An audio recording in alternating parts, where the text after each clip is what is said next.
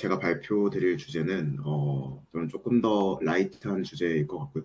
크립토 선물 시장에서 이제 로우 프리퀀시 어쩌면 뭐 한 미드 프리퀀시 정도에서의 알파 트레이딩을 해왔었고 지금도 이제 하고 있다 보니까 그 관련돼서 뭔가 학계의 뷰는 아닌 것 같고요. 그냥 제가 생각하기에 과거에는 알파 트레이딩을 이런 식으로 했다. 지금은 이런 식으로 하고들 있는 것 같다. 아마 그리고 미래는 이런 식으로 하게 되지 않을까를 담아본 발표 자료라고 생각해 주시면 좋을 것 같고요. 그래서 발표 아젠다는 크게 세 파트로 나눠서 과거에 이제 포트폴리오 참고로 저의 백그라운드는 사실 저는 바이사이드 쪽에서 퀀트 트레이딩을 주로 해왔던 쪽이고요. 사실 트레이딩보다는 리서처로서의 포지션이 좀 더 가까웠던 것 같습니다. 그래서 이제 바이사이드 이야기가 좀 줄을 이룰 것 같고, 그래서 과거의 포트폴리오 최적화가 어떻게 됐고, 지금은 제가 생각하기에 어떤 식으로 구성되고 있는 것 같고, 그리고 이제 아무래도 제 도메인이 다시 또 퀀트에서 AI 쪽으로 좀 많이 넘어왔다 보니까 AI 쪽을 이제 도래가 되었을 때 미래의 퀀트 트레이딩은 이런 식이지 않을까라는 이제 좀 예측을 담은 구성이 그래서 하나씩 전통적인 포트폴리오 이론 자체가 언제 만들어졌냐라고 하면 제 생각에는 처음 이게 뭔가 이론적인 토대를 잡은 건 1950년대 해리 마르코비치라고 하는 학자에서 시작이 되었다고 생각을 해요. 그래서 이분이 처음으로 원래는 이제 수학자이신데 자산군들 간의 뭔가 상관관계랑 그리고 과거 히스토리컬 수익률이랑 변동성 그 세 가지만을 갖고서 가장 이상적인 포트폴리오의 그 최적해를 찾는 그 이론을 만드셨었어요. 그래서 그걸 통해서 여러 가지 이제 전제 조건들이 붙긴 하지만 그 전제가 충족이 된다라는 가정 하에는 이 포트폴리오의 구성은 이렇게 가중치를 줘야 이게 베스트야라고 하는 나름대로의 이제 그 기조를 만드셨거든요. 그래서 사실은 그 이후로 한 4, 50년간 저는 해리 마르코비치의 아류에서 우리가 벗어나지 못했다라고 개인적으로 생각을 하는데 그럴 정도로 굉장히 좀 영향력이 크셨던 분이고 그 뒤에 한 64년쯤에 샤프 비율을 이제 만든 이 윌리엄 샤프라고 하는 본인의 이름을 일단 그분이 이제 등장을 해서 CAPM이라고 하는 모델을 도입을 하셨고요. 그래서 뭔가 체계적 리스크랑 비체계적인 리스크를 구분하려고 좀 시도를 하셨고 그 뒤에는 이제 70년대쯤부터는 통계학 쪽에서 나온 그런 이제 아치나 가르치나 이런 쪽의 시계열 분석 모델들이 이제 그 금융권 이런 금융 쪽 도메인에도 좀 많이 접목이 되는 시도들이 좀 발생을 했었고요.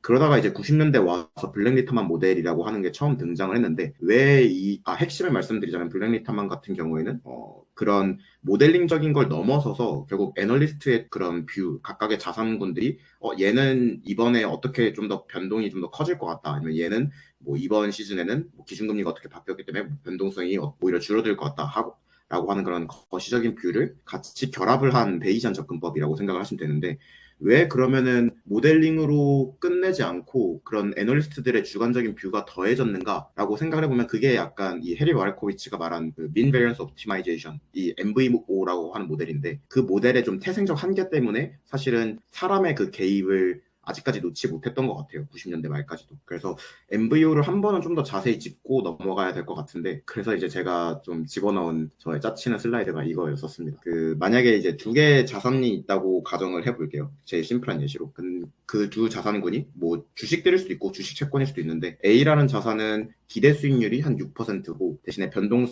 연간 변동성이 한 14% 정도 되는 자산이고요. B 자산의 경우에는 수익률이 한 4%고 변동성이 한 10% 정도인 거죠. 우리는 대략 그런 건 알고 있잖아요. 변동성이 낮은 자산일수록 좋고 수익률이 기대 수익이 높은 자산일수록 좋다라고 말을 하잖아요. 근데 보면은 얘네 둘은 좀 비교하기가 애매하단 말이죠. 변동성은 B가 낮지만 마찬가지로 수익률도 낮으니까. 그랬을 때 제가 이 두 개의 자산만으로 제 포트폴리오를 구성을 한다면 그 최적해를 찾는다면 어떻게 그걸 해야 될까?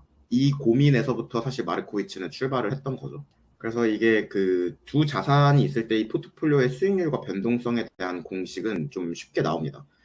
수익률은 이 웨이트가 가중치라고 생각을 하시면 되고요. 이 A라는 자산군의 가중치, B라는 자산군의 가중치고 RA, RB가 이제 기대 수익률이라고 생각하시면 됩니다. 그리고 이렇게 이제 기대 수익률이 표시가 되었을 때 포트폴리오 전체 변동성은 다음과 같은 수식을 따르게 되는데 아마 나머지는 이해가 어렵지 않으실 것 같아요. 이 뭐 시그마 A나 뭐 시그마 B 같은 경우에는 그 변동성, 개별 자산군의 변동성이고 WA, WB는 개별 자산군의 가중치고 마지막에 있는 이 로 AB가 이 앞에서 잠깐 언급했던 두 자산군의 상관계수라고 생각을 하시면 되겠습니다. 여기선 0.4로 일단 고정을 해 놓았고요. 그랬을 때 이제 우리가 포트폴리오를 이제 좀 이해를 쉽게 포트폴리오를 한 10%씩만 조정을 해서 이제 계산해 보는 거죠. 그러면 총 11개 정도의 포트폴리오가 나올 수 있습니다. 그래서 뭐 1번 포트폴리오는 B에 몰빵을 한 포트폴리오일 거고요. 11번 포트폴리오는 A에 몰빵을 한 포트폴리오이겠죠. 그리고 뭐 제일 합리적인 것 같은 건 겉보기에 5대 5로 이제 균등 배분을 한 6번이 제일 그럴듯해 보입니다. 그랬을 때 이 공식에 넣어서 계산한 수익률이란 변동성이에요. 그리고 이 11개의 포인트들을 차트로 그려보면 오른쪽 차트처럼 나오게 됩니다. 그래서 이 제일 밑에 있는 이 부분이 중간중간 꺾인 선들이 있을 텐데 제일 밑에 있는 이 지점이 볼라틸리티 변동성이 10%이고 이제 기대 수익률이 4%인 이 맨 밑에 있는 11번 포트폴리오인 거죠. 그리고 반대로 오른쪽 맨 위에 있는 이 지점이 변동성 14% 수익률 6%인 이 1번 포트폴리오라고 생각을 하시면 되겠습니다. 그래서 뭐 1번, 2번, 3번, 4번, 5번 해서 쭉쭉쭉 해갖고 11번 포트폴리오의 그 수익률과 변동성 차트입니다. 그럼 이제 여기서 우리는 결정을 해야 되잖아요. 이 두 개의 자산군을 몇 대 몇으로 배분을 해야 되는가. 이거에서 이 11개 중에 가장 베스트 이제 옵션을 찾아야 될 텐데. 근데 잘 보면은 이들 사이에 분명 비교 우위가 있는 페어들이 있거든요. 예를 들면 이 두 포트폴리오를 비교해 보면 얘네는 볼라틸리티는 같아요. 10% 정도 언저리로. 근데 보면 기대 수익률은 위에 거가 월등히 좋죠. 그럼 사실 우리는 꽤 쉽게 단정을 지을 수 있을 것 같습니다. 이 뭐라고 해야 될까 변곡점 같은 애를 딱 기준으로 했을 때 그 밑에 있는 애들은 거들떠볼 필요가 없습니다. 왜냐면은 이 바로 위에 있는 애들이 동일한 변동성 대비 기대 수익률은 월등히 좋을 테니까요. 그래서 사실 해리 마르코이츠가 이런 식으로 차트를 그렸을 때 이 아래쪽 부분을 볼 필요가 없다고 말했고 이 윗부분에서 최적혜를 찾아야 된다. 근데 이 윗부분에도 보면 포트폴리오 옵션이 많이 있단 말이죠. 한 6, 7개는 있을 텐데 그들 중에서의 그럼 최적혜는 어떻게 찾아야 됩니까? 라는 질문이 들 수가 있는 거죠.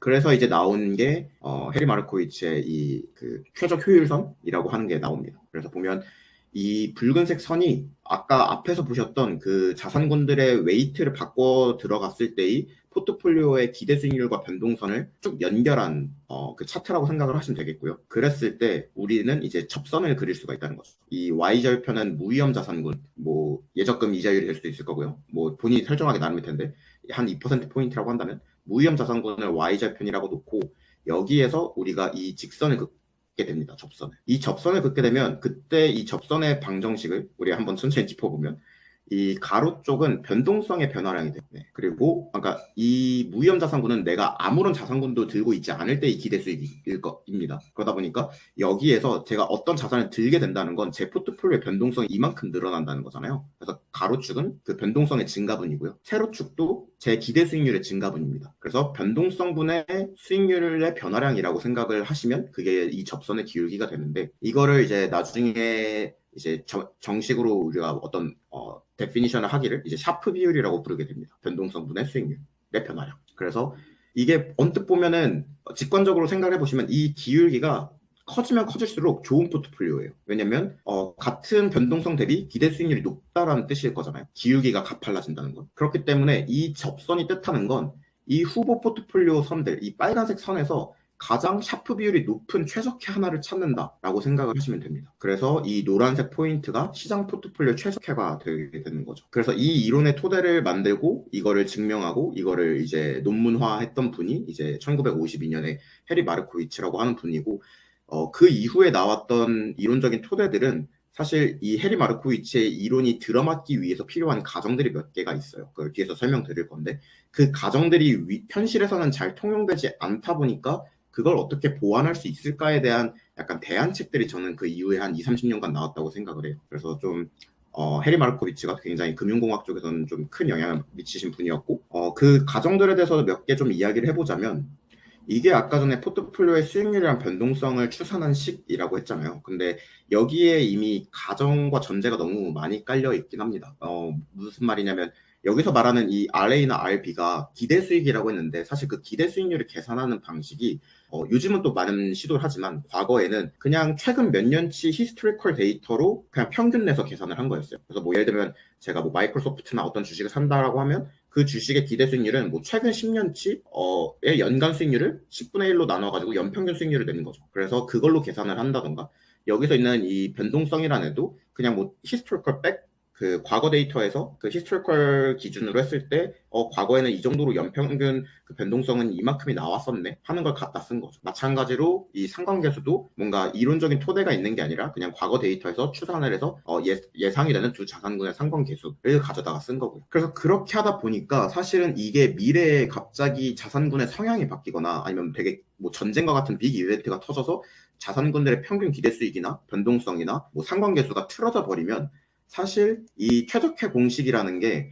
너무 쉽게 무너질 수가 있게 되는 거죠. 죄송합니다. 빨래를 돌려놔가지고. 그러다 보니까 이게 사실은 그런 식으로 좀 한계가 있었고, 이게 이제 이 방식을 그대로 크립토 시장에 접목을 하면 문제가 좀 더 심각합니다. 이게 그 관련된 이론들이 이 MVU를 접목하려는 시도들이 2018, 17, 18년도에 그 한번 1차적으로 크립토 붐이 있었잖아요. 국내에서도 해외에서도. 한번 폭등을 하고 다시 한번 폭락을 한 그 과정이 있었는데, 그때 이 MVO를 접목하려는 theoretical한 시도들이 되게 많았었어요. 근데 다 실패를 했고 아직은 크립토 시장에 이걸 접목하기에는 크립토 시장이 너무 성숙되지 않은 시장이다라고 이야기를 하는데 이게 사실 실패할 수밖에 없었던 이유가 이때 당시에는 선물 시장이 없었거든요. 통용화된 선물 시장이 없는 상황이었다 보니까 사실은 그러면은 이롱 온리로 할 수 있는 그러니까 진짜로 그냥 현물 거래를 할 수 있는 현물 마켓에서 이 MVO 모델을 최적화해야 되는데 근데 이게 주식은 그래도 기업이라는 그 펀더멘탈이 있으니까 이 MVO를 하면 막 하루아침에 S&P 500에 들어가 있던 종목이 하루아침에 상장 폐지가 되거나 그럴 일은 사실 없잖아요. 거의 희박한 확률인데 근데 이 크립토는 뭐 시가총액 탑10 안에 드는 종목도 사실은 한 일주일 안에 상폐가 되는 일이 비일비재하게 일어난단 말이죠. 그나마 요즘은 좀 나아졌는데 사실 2017, 18년도에는 정말 야생 그 자체였기 때문에 이게 그 변동성이 감당이 안 되고 그걸 뭐 해칭하고 싶어도 뭐 숏을 칠 수 있는 상황이 개인한테는 주어져 있지 않았기 때문에 사실은 이 민베리스 옵티마이제이션에서 뭔가 그 볼라틸리티를 추정하는 것 자체가 굉장히 어려운 환경이었었습니다. 그래서 사실은 요즘은 또 조금 상황이 달라지긴 했는데 이때는 그게 실패를 할 수밖에 없었고 그때 이제 많은 사람들이 느꼈던 것 같아요. 그런 1단위, 주단위 리밸런싱으로는 일반화가 어렵다. 그러다 보니까 대부분이 이제 다들 좀 초단타로 많이들 가셨던 것 같고 그래서 그리고 또 이 민 밸런스 그 프레임워크 자체에서 그런 정규 분포를 이제 과거에 따른 흐름대로 미래도 따를 거다라는 그 전제 자체가 너무 위배되기 쉬운 환경이다 하는 이제 한계들이 드러나게 됐습니다. 그래서 보면 그 무렵쯤에 보시면은 이 BTC랑 이더리움의 30일 변동성이 되게 이때 확 커졌죠. 이때가 이제 11월부터 2017년 11월부터 한번 현물 시장이 고점을 찍기 시작을 해가지고 이때 한번 미친 듯이 이제 올랐고 그 뒤엔 또 이제 떨어지고 그러니까 사실 이때는 당연히 MVO가 먹히기 어려운 환경이었고요. 오른쪽에 보더라도 상관계수 자체도 굉장히 네, 이때 급등했다가 또 떨어지는 걸 볼 수가 있었습니다. 그래서 사실 이때는 네, 진짜 좀 쉽지가 않은 상황이었고 그래서 이때 많은 학자들이 이렇게 결론 내렸던 것 같아요. 단순한 MVO 모델로는 크립토 시장을 에서 최적화를 찾아내는 게 사실상 불가능하다라고 1차 소결을 냈던 것 같습니다. 그래서 좀 정리를 해보면 네, MVO가 통용이 되려면 그 자산군들의 수익률과 변동성의 분포 함수가 정규 분포에 비슷하거나 혹은 그 가까워야 되거든요. 근데 사실 크립토처럼 팻테일이라고 하면 이 끝에 있는 테일이 이제 그 정규 분포 끝자락을 말을 하고 있는데 그 테일이 두껍다라는 뜻이에요. 그래서 보통의 정규 분포라면 한 이 끝자락이 발생할 확률이 뭐 0.5%야 되는데 크립토 시장은 이게 한 2%, 3% 정도의 빈도로 발생을 한다는 거죠. 그러면 사실 이게 보통은 0.5% 확률로 상장 폐지가 아주 드물게 일어나야 되는데 크립토 쪽에서는 이게 3, 4% 확률로 상장 폐지가 코인들이 너무 쉽게 일어나 버리니까 이렇게 되면 내가 아무리 리스크를 관리하고 싶어도 사실은 어떻게 최적화를 찾아도 리스크 관리가 될 수가 없는 거죠. 그런 이제 문제가 있었고 그리고 또 하나는 이제 크립토가 지금도 그렇지만 과거에는 더 그 레버리지를 미친 듯이 쓰는 분들이 너무 많았어요. 플레이어분들이. 그러다 보니까 인생 한 방이지 하고서 그 진짜 한 100배 레버리지 그 100배 레버리지조차도 약간 대출이나 이런 걸 잔뜩 껴가지고 개인 자금 기준으로 하면은 뭐 1500배 레버리지까지 하시는 분들을 봤는데 그런 분들이 많다 보니까 상태가 너무 비일비재하게 일어났고 노이즈 데이터도 너무 많이 일어났고 일단 변동성 자체가 추정이 안 되는 그런 효과를 불러일으켰고요. 그리고 이것도 좀 중요한데 이후에는 좀 이런 걸 반영할 모델들이 많이 나왔지만 초창기 MVO 모델은 그런 거래 비용이나 슬리피지 같은 현상들을 거의 전제를 이제 무시하고 이론적인 그런 것물로만 이제 최적화를 찾고는 했었어요. 그러다 보니까 사실은 이게 크립토처럼 그런 수수료나 슬리피지가 이제 되게 큰 그런 자산군의 경우에는 이 비용을 무시할 수가 없었던 거죠. 그래서 이러한들의 이유로 사실 과거에 그런 금융공학에서 통용되던 이 MVU라는 방식은 사실 크립토 쪽에서는 1차적으로 실패를 했다라고 봐야 될 것 같습니다. 대신에 교훈을 얻었던 거죠.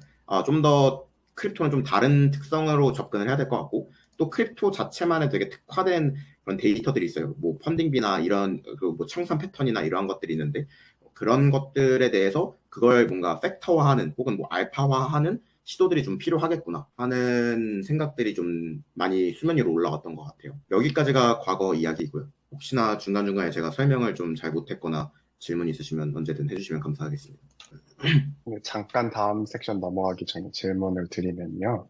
일단, 디테일한 건 나중에 Q&A 때 따로 질문을 드리고 싶은데, 배경 지식이 없으신 분들도 계실 수도 있으니까, 리스크 대비 수익에 대한 개념에 대해서 좀 간단히 설명해 주시면 좋을 것 같아요. 그래서 전에도 이제 그런 질문들이 예전에 나온 적이 있었거든요. 그래서 왜 아, 크립토 쪽에 특히 계신 분들은 레버리징을 엄청 땡기시다 보니까 리스크를 왜 없애야 되냐, 뭐 이런 질문들을 많이 하셨었거든요. 그래서 이제 아, 그 리스크와 리턴이 왜 대비되는 개념인지, 왜 리스크 대비 수익률을 올려야 되는지, 그냥 수익률만 맥시마이제이션, 그러니까 그쵸. 최대화시키면 왜 안 되는지, 약간 이런 거에 대해서 좀 간단하게만 짚어주시면 좋을 것 같습니다. 잠시만요. 그게 진짜 일반론적인 뷰인 것 같아요. 제가 따로 주식 스터디도 하는데, 네, 그 주식 스터디 멤버분들도 다 네, 맨날 하는 질문이 왜 우리가 리스크를, 변동성을 왜 신경을 써야 됩니까? 이제 뭐 TQQQ 몰빵하면 안 됩니까? 이제 이런 질문들을 너무 많이 해주셔서 여기에 이제 두 개의 자산군이 있다라고 해볼게요.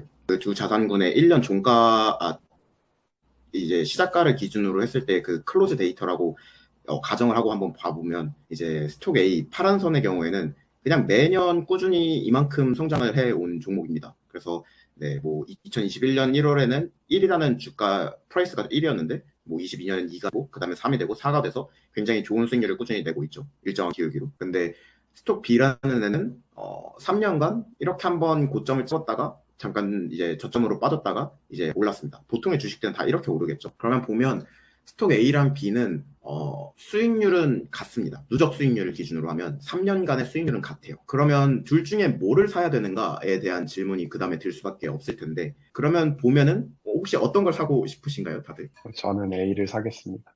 아, 네, 네, 그 도메인에 계신 분의 답변을 들으면 안 되는데 네, 네. 보통은 이제 뭐 B를 고르는 분들도 간혹 있지만 보통은 A를 고르실 것 같아요. 그럼 왜 우리는 A를 고르려고 하는가라고 하면은 B가 이걸 시간이 지나고 나서 3년을 보니까 회복이 될 거라는 걸 뒤늦게 알았지. 사실 제가 만약에 이걸 2022년 1월에 A랑 B 중에서 고민을 했다가 만약에 B를 들어가면 사실 이때부터의 기대 수익은 A만큼 A만 못한 거잖아요. 물론 반대로 누군가는 뭐 2023년 기준으로 보면 B 수익률이 더 뛰어나지 않았냐 최근 1년은 그렇게 볼 수도 있는데 이게 바이 사이드는 그런 것 같아요. 이게 어쨌든 남의 돈 굴리는 게 있거든요. 그러니까 보통 자기만의 돈으로 굴리지 않고 다른 사람들의 돈도 같이 굴려야 되는데 문제는 고객이 진입을 하는 시점, 고객이 저희가 한 1조 원 정도 굴리고 있는데 어떤 되게 큰 손이 와서 우리한테 5천억을 더 투입을 할 테니까 자기네들 것도 굴려달라라고 하는데 그 5천억을 만약에 추가 투입할 시점이 2022년 1월이면 상당히 곤란해질 거잖아요, 우리는. 그러다 보니까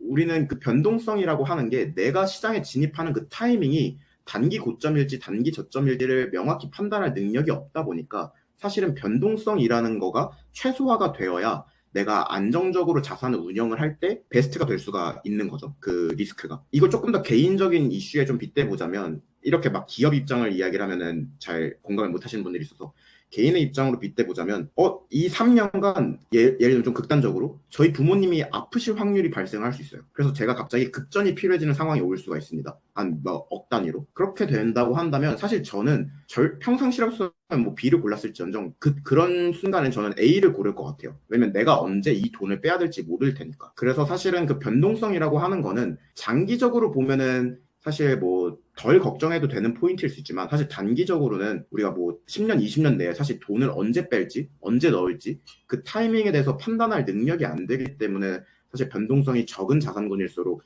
당연히 더 좋은 전략이 될 수밖에 없고요.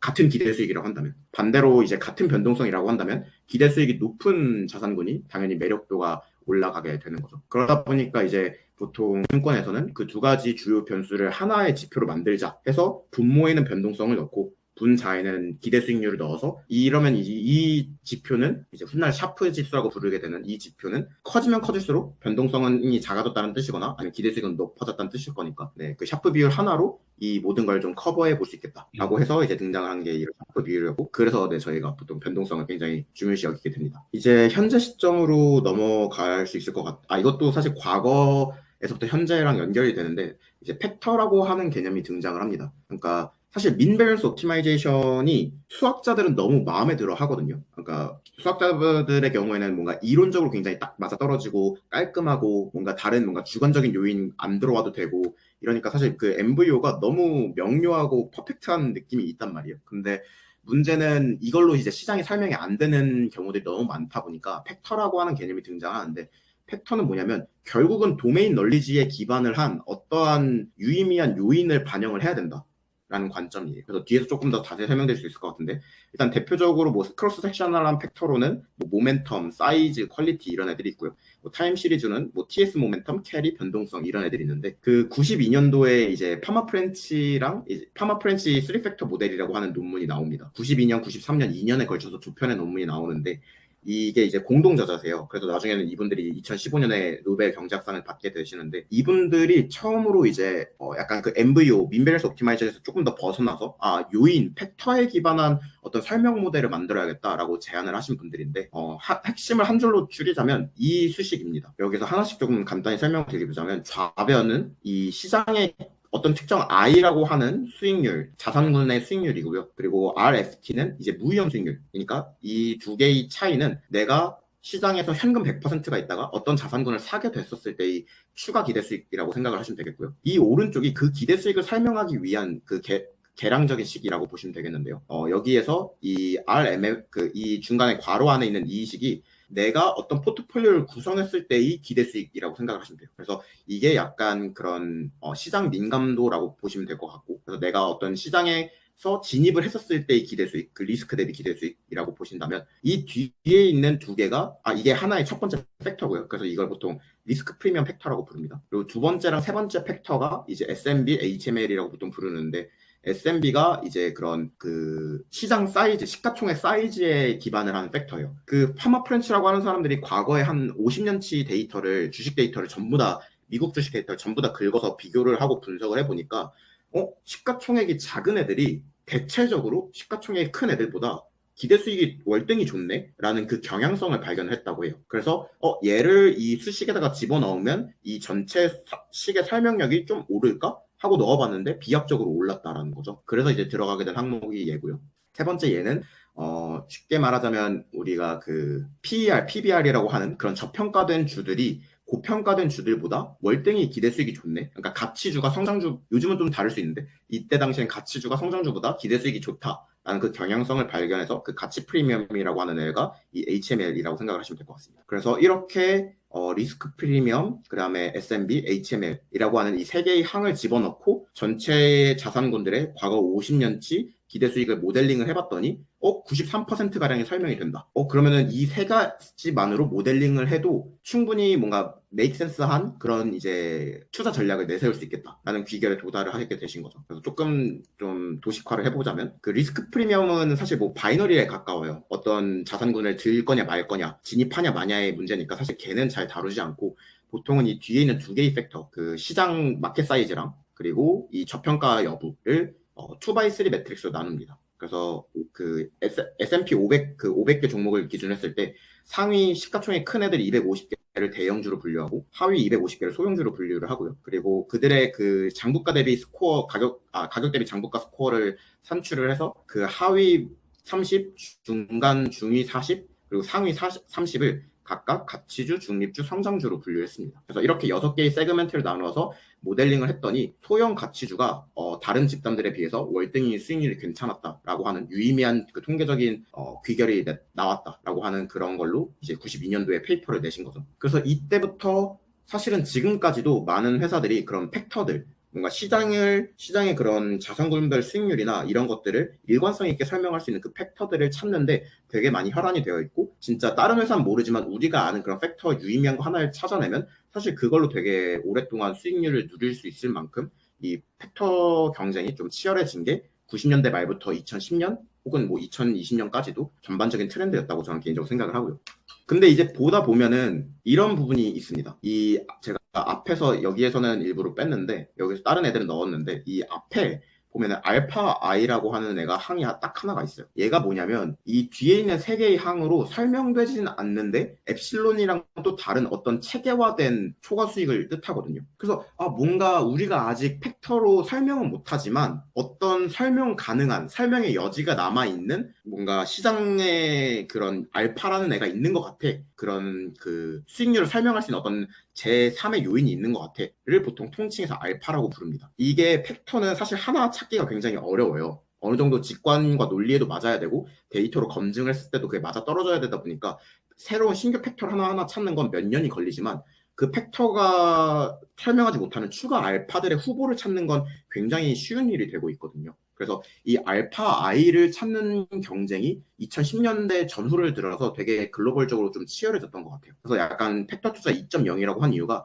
팩터에서 그치지 않고 넘어서서 확장해서 알파라고 하는 거를 좀 찾는 대로까지의 경쟁이 확장된 시즌이었던 것 같습니다. 그래서 좀 예시를 들어보자면 대표적인 그런 알파 찾는 회사가 이제 월드퀀트라고 하는 이제 글로벌 회사가 있고 밀레니엄의 그 자회사로 출발을 한 그 크립토 알파 전문 이제 그 뭐라고 했냐 헤지펀드사라고 보시면 되는데 여기서 이제 알파가 그런 뭔가 팩터로 설명되지 않는 하지만 미래 자산 가격 움직임을 어느 정도 체계적으로 예측을 할 수 있는 시그널이라고 생각하시면 되겠고 뭐 대표적인 알파를 이제 제가 물어본 AI는 이렇게 한 4가지 정도를 꼽더라고요. 그래서 보면 그런 수식들을 다 이렇게 가격 데이터나 아니면 뭐 가격이 아닌 다른 식으로 수집한 데이터를 기반으로 해서 모델링을 할 수가 있게 됩니다. 그래서 그거를 뭐 S&P 500이라고 하면 그 500개 종목에 대해서 랭킹화를 하는 거죠. 그래서 뭐첫 번째 것만 간단히 보자면 클로즈분의 클로즈의 델타, 이 델타는 변화량이라고 생각하시면 됩니다. 아마 여기서 델타는 아마 그 전날 대비 변화량이라고 보면 될 것 같은데 해석을 하면 요즘은 이런 것도 그냥 AI들한테 물어보면 해석을 굉장히 직관적으로 잘해주는데 하락 크기를 순위화를 한 겁니다. 그래서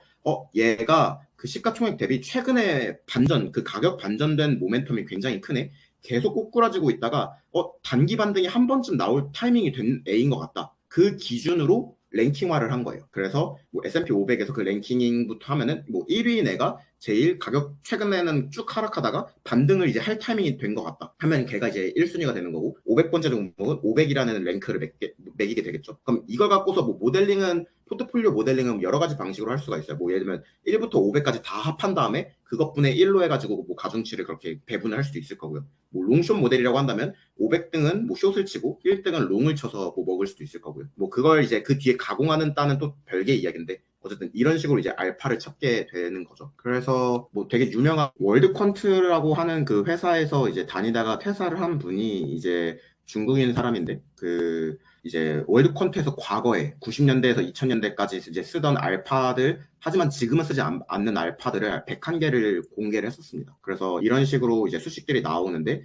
이것들을 이제 저도 S&P 500 종목들에 대해서 최근 데이터로 이제 백테스팅 쭉 돌려보면 거의 대부분 먹히지는 않아요. 그렇지만 그래도 101개 중에 몇 개 건질 만한 것들이 있기는 하더라고요. 아무튼 그래서 이것들이 이제 과거 거에다가 접목을 해보면은 되게 차트가 이쁘게 나오고 이게 월드컨트가 옛날 실력이 좋았었구나 하는 것들을 이제 생각할 수 있습니다. 가격 대편만으로 보통 이 가공을 해요. 근데 실제로 아마 월드컨트 다니는 지인들이나 아니면 월드컨트가 아니더라도 펀드를 다니고 있는 지인들 이야기 들어보면은 이제 어느 순간 약간 알파를 만드는 법은 좀 정형화가 되는데 결국 남들이 못 찾는 경쟁사가 못 찾는 알파를 만들려면 새로운 데이터 소스를 잘 확보하는 게 훨씬 더 중요해졌다라고 말을 하더라고요. 그래서 결국은 여기서는 이제 가격 데이터로만 하고 있지만 요즘의 트렌드는 어떻게 하면 새로운 남들이 못 찾을 만한 비정형 데이터를 정형화를 어떻게 잘해서 그거를 알파의 축으로 쓸 수 있을까가 좀 관건이 된 것 같습니다. 그래서 이런 식으로 좀 알파를 메이킹하는 게 또 최근 한 1, 20년간의 좀 트렌드였던 것 같고요. 그러면 이제 크립토 쪽은 어떻게 되고 있냐 하면은 크립토는 자체만의 좀 독특한 변수들이 좀 더 있는 것 같아요. 뭐 미결제 약정 같은 것들은 뭐 주식 쪽에도 있긴 하지만 뭐 펀딩비가 제일 대표적인 A인 것 같습니다. 아마 다들 아실 것 같긴 하지만 그래도 혹시나 모르시는 분이 계실까봐 짧게만 설명을 좀 드리자면 크립토 선물 마켓의 경우에는 이제 무기한 약정이어서 사실은 우리가 롤오버라고 하는 보통 선물이 만기에 딱 다르면 이제 다음번 그 선물을 따로 구입을 안 하더라도 자동 롤오버를 시켜서 사실은 갱신을 해주는 그런 시스템이 존재를 하는데 문제는 크립토는 이제 애초에 뭔가 가시적인 그런 펀더멘탈이 있는 데이터 그 자산군이 아니다 보니까 사실 이 선물 시장 자체가 롤오버라고 하는 개념이 따로 없어요. 그래서 그거를 인위적으로 조정을 해주기 위해서 매일 이제 8시간마다 그 UTC 제로 기준으로 0시, 8시, 16시마다 하루에 3번씩 그 선물 2개 롱과 숏 포지션 중에서 그 포지션이 많이 몰려있는 사람들 거에서 수수료를 일부 떼가지고 그거를 숏 포지션에 있는 사람들한테 넣어주는 그런 거를 펀딩비라고 합니다. 그래서 그 포션을 펀딩 피라고 하는데, 펀딩 레이지라고 하는데, 보통은 엄청 크진 않아요. 보통은 디폴트로 이제 롱인 사람이 숏인 사람한테 0.01% 포인트를 이제 지급을 하는 그런 쪽으로 세팅이 되어 있는데, 가끔씩 이게 극단적으로 굉장히 커지거나 이게 마이너스가 되면 숏에 사람들이 훨씬 많이 몰려서 숏 포지션을 떼다가 이제 롱에한테 준다는 뜻이거든요. 그래서 이게 한 번씩 극단적으로 벌어질 때가 있어요. 뭐 예를 들면 뭐 FTX 사태라던가 아니면 뭐 루나 사태라던가 그런 때는 이게 진짜 불균형이 완전 깨져버리거든요. 그러면 그럴 때 그런 펀딩비만으로 이제 수익률을 내는 모델들도 굉장히 많고 그 펀딩비 자체가 이제 주식 시장에는 없는 그리고 옵션 시장에는 없는 그런 좀 독특한 데이터다 보니까 이거를 되게 가공을 해서들 알파를 많이 만드시는 것 같아요. 그래서 뭐 이거 외에도 다른 애들의 경우에도 이렇게 쭉 있고요. 그래서 크립토 같은 경우에는 일단 장 마감이라는 개념이 없잖아요. 24시간 풀로 돌다 보니까 장 마감이 없다라는 그런 특성, 그리고 높은 변동성, 그리고 레버리지를 진짜 많이 쓴다. 그리고 그 레버리지에 따라서 펀딩비로 제공해야 되는 그런 수수료도 굉장히 많다.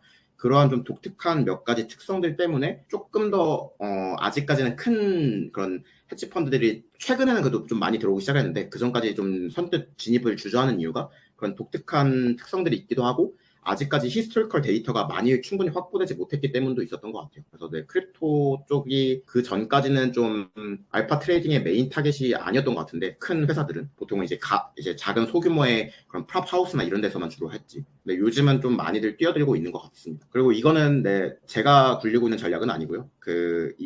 제가 부탁한 이 AI 에이전트 친구가 이제 외부에서 찾아온 전략들인데 실제로 그 레딧에서 어떤 사람들이 자기네들 그 레퍼런스를 올린 걸 수집을 해온 것 같더라고요. 그래서 보니까 네, 뭐 BTC 원데이 전략을 뭐 펀딩비랑 OI 모멘텀 기반으로 알파 조합을 했더니 이런 실적이 나왔고 뭐 온체인 거래량이랑 CVD 데이터 뭐 아니면 멀티팩터 기반으로 이렇게 했더니 이런 전략들이 나오더라. 그래서 충분히 워킹한다라는 걸 좀 보여드리고 싶어서 갖고 왔고요. 하지만 보시다시피 아시겠지만 그 한 3년, 4년 정도의 데이터밖에 안 돼요. 그러니까 여기에 인증된 데이터도 최근 거라고 해봐야 한 4, 5년 정도겠죠. 선물 시장 자체가 바이낸스 기준으로 선물 시장 자체 데이터가 확보할 수 있는 게 많아야 길어야 6년 정도밖에 안 되거든요. 그러다 보니까 사실은 뭔가 검증 기간이 그렇게 길지 않다라고 보실 수 있을 것 같고. 그래서 좀 요즘 들어서야 한 최근 2, 3년 동안 뭐 월드컨트, 투시그마 이런 회사들이 크립토를 타겟팅을 하고서 알파 리서치 모델을 확장하기 시작을 한 것 같아요. 그래서 이제 제도권 내로 어느 정도 들어오기 시작을 한 것 같고 어느 정도 이제 그 크립토 안에서의 개인 플레이들이나 아니면 소규모 이제 프랍하우스들이 이제는 예전처럼 막 레버리지도 미친 듯이 하지 않고 어느 정도는 변동성 신경 쓰기 시작을 했고 이제 좀 데이터가 수집이 되니까 어느 정도 이제 리스크 매니지먼트가 가능해질 것 같고 이러니까 이제 좀 큰 애들이 들어오기 시작을 한다라고 이제 저는 좀 생각을 하고 있고요. 그렇고 여기까지가 이제 좀 현재 시점이었던 것 같고 그런데 그런 현재 시점에서 그런 페인 포인트가 뭐냐라고 하면 그런 알파들이 이제 알파 후보로 부를 만한 애들은 너무 많아진 것 같아요. 그리고 사실 백테스팅 10번만 하면은 진짜 그 처음에는 되게 성과가 별로였던 애도 되게 그럴듯하게 잘 다듬어질 수 있거든요. 근데 사실 그게 다 오버피팅의 결과물이어서 혹은 피해킹의 결과물이어서 사실은 정말 실전에다가 넣어보면은 이제 쪽박치는 경우들이 너무 많아요. 그래서 사실은 그런 과최적화 문제를 어떻게 해결할까? 그리고 그런 알파들이 무수히 많은데 그거를 전부 다 가공하려면 컴퓨팅 파워나 리소스가 너무 많이 되니까 그들 중에서 좋은 알파를 어떻게 셀렉을 할까? 그리고 그런 중간중간에 발생하는 그런 비용들, 슬리피지나 수수료를 어떻게 하면 최대한 적게 내면서 모델링을 구성할 수 있을까? 이제 그러한 고민들이 요즘에 많은 페인 포인트인 것 같습니다. 여기까지가 현재 이야기인데 그 미래의 경우에는 사실 제가 요즘 이제 AI 에이전트 쪽 도메인에 왔다 보니까 이쪽으로 좀 사고 편향이 좀 발생한 것 같은데 사실 최근에 이제 MCP나 이런 걸로 기반을 해서 이 알파 플랫폼을 만드는 분들이 개인 분들이 정말 많아졌어요. MCP에 대해 잠깐 설명을 드리면 클라우드 시스템인데 얘한테 우리가 내 계정으로 자동 로그인 해줘. 너가 거기에서 어떤 부분을 캡처를 해가지고 거기에서 뭔가 모델링을 알아서 해줘. 그 모델링된 애를 기준으로 백테스팅도 알아서 해줘. 백테스팅된 애를 기준으로 실제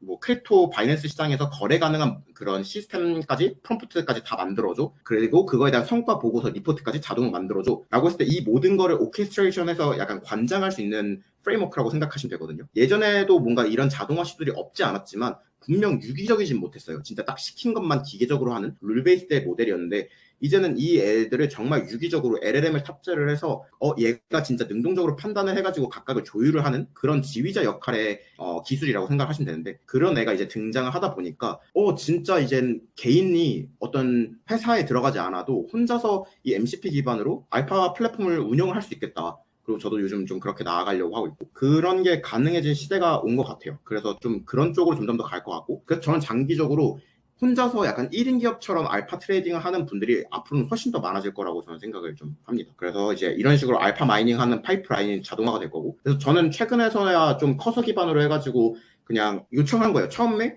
알파 후보 1000개 뽑아줘. 그냥 수식 네가 알아서 뽑아봐. 그 1000개 중에 수익률이랑 변동성 기준으로 해서 제일 좋은 거 정렬을 해봐. 그리고 걔네들 중에서 상관관계 기반으로 상위권 100개만 한번 추출해봐. 그 100개 기반으로 백테스팅 한번 테스트해줘. 그 백테스팅 결과로 한번 실제 트레이딩 코드를 한번 짜줘볼래? 이거를 제가 코드 한 줄도 안 치고 다 그냥 프롬프트만으로 실행을 지금 해보고 있거든요. 근데 잘 되는 것 같아요. 그래서 좀 놀라고 있는데. 그래서 네, 좀 신기해. 저도 좀 신기해하고 있습니다. 그래서 아마 그런 좀 자동화된 프레임워크가 많아질 것 같고 그렇게 되면 그렇게 될수록 제가 느끼는 건 결국은 앞에서 말했던 그 페인 포인트를 해결하기 위해서 이런 그 알파들 간의 그런 과체적화나 이런 문제를 해결하기 위한 그 아이디어 하나 플러스 너만의 당신만의 어떠한 고유한 데이터를 당신이 확보하고 있는가? 남들은 못 갖고 있는 생각 못한 그 차별화된 아이디어를 어떻게 개량화해서 정량화해서 데이터 소스화 할 수 있는가? 그 두 가지가 결국은 키가 되지 않을까? 하는 생각이 좀 들었던 것 같아요. 그래서 뭐 이거는 엄청 막 참신한 예시는 아닌데 그냥 그 펀딩비만 자체적으로 예측하는 뭐 강화학습 시스템 같은 걸 만드신 분이 있더라고요. 그래서 그건 제가 긁어온 거고. 네, 그래서 아마도 요약을 해보자면 미래에는 AI가 뭔가 더 고도화된 뭔가 모델링이나 이런 걸 내줄 수는 없을 것 같고요. 그건 아마 학계에서 학자분들이 해주셔야 될 것 같고 그 모델링을 기반으로 진짜 인간은 따라오지 못할 생산성 속도로 알파 후보들을 엄청 많이 찾고 자동화된 툴로 그거를 모델링을 해서 그거를 이제 실제 트레이딩 하는 것까지 그 일련의 과정을 이제는 이론적인 백그라운드나 아니면 뭐 시스템적인 서포트가 없어도 이제 개인이 할 수 있는 시대가 올 것 같고 그래서 결국 차별화되는 포인트는 데이터 소스, 그 다음에 그 알파들 중에서 어떻게 알파 셀렉션을 할 것인가, 어떻게 웨이트 최적화를 할 것인가가 아닐까라고 생각을 합니다.